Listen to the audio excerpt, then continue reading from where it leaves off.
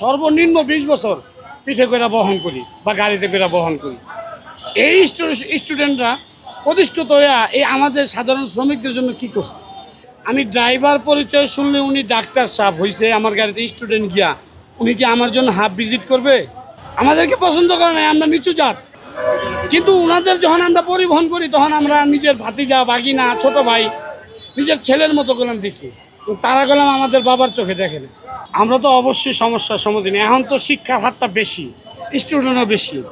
আর student বেশি, এই যে দেখেন আমরা একটা স্টুডেন্টের মিনিমাম সর্বনিম্ন 20 বছর পিঠে করে বহন করি বা গাড়িতে করে বহন করি।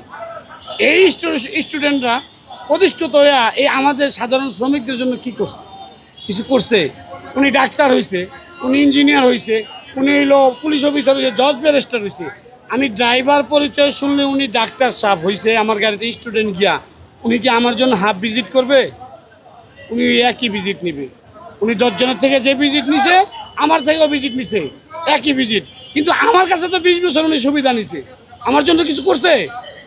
এই শ্রমিকদের জন্য কিছু করছে? উনি বরঞ্চ প্রতিষ্ঠিত হইয়া আমাদের নিন্দাইছে। আমাদেরকে পছন্দ করে না, আমরা নিচু জাত হয়ে গেছি তার কাছে। কিন্তু এক সময় এই নিচু জাতি উনারে পিঠে করে বহন করে ভার্সিটিতে পৌঁছাইছে নিরাপত্তায় দিয়া। কিন্তু তারা প্রতিষ্ঠিত হয়ে আমাদের জন্য কিছু করে নাই, আর আমাদের জন্য কেউ করবেও না কিছু কোনোদিন। আমাদের জন্য স্টুডেন্টরা কোনোদিন কিছু করবেও না। আজকে একটা স্টুডেন্টের সাথে গ্যাদারিং করি বা কিছু করি, ভাড়া নিয়ে তর্ক করি, এরা মনে করেন 8-10 জন পোলাপাইন নিয়ে ভার্সিটির সামনে দাঁড়া থাকবো, আমাকে মারধর করবো, নিয়ে গাড়ি আটকায় থিব।